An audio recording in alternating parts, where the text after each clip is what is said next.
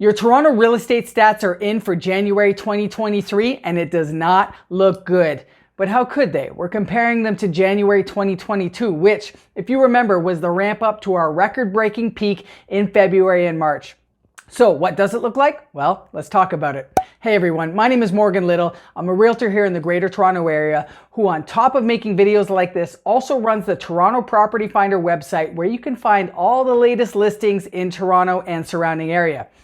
I also work with a ton of off-market properties, so if that's of interest to you or you'd like to just pick my brain, feel free to reach out by clicking my Calendly link in the description below, and I look forward to it. So let's talk about the numbers. Like I mentioned in the intro, January, February, and March are not going to look great because we're comparing them to the massive run-up we had in 2022. So please keep that in mind as we go through this. So first off, the number of sales in January 2023 were 3,100, which is down 44.6%. Obviously, that's a big number, but as you know, we're comparing this to our record-breaking months we had in 2022.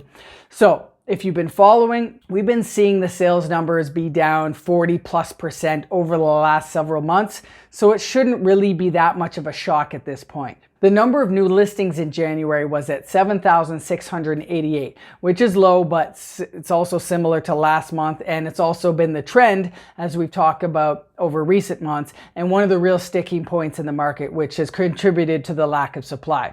So here I'll mention active listings, which I don't always go over, but we'll talk about it now because it's actually an increase of 124.6%, which sounds massive, but again, compared to last year, which was out of control.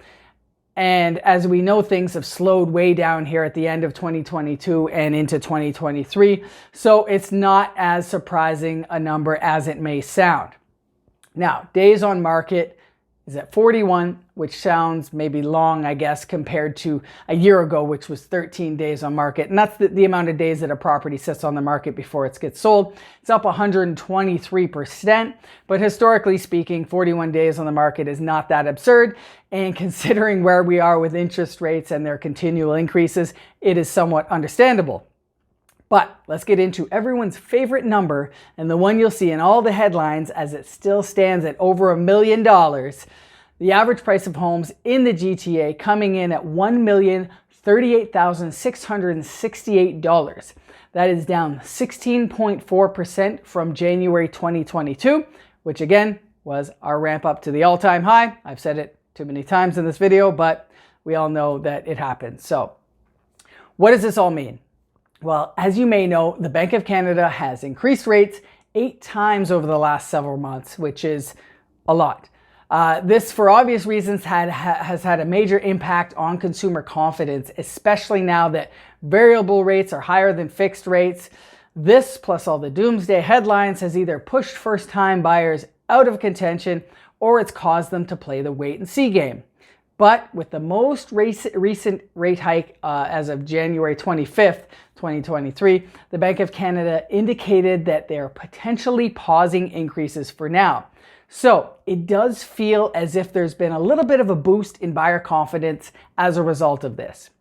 We are seeing an increase in multiple offers again. However, this doesn't mean the market is roaring back. There's definitely an element of underpricing that happens that skews the perception of the market heating back up due to bidding wars. Also, well-priced entry-level homes are still selling. Real estate transactions are still happening and will continue to. So no, please just don't get caught up in the headlines too much that either say the market is still set for a crash or that it's roaring back. The fact that both of these things are out there in itself should make you wonder. So we are still seeing lower than usual sales. We still have a lack of inventory, but people still need a place to live.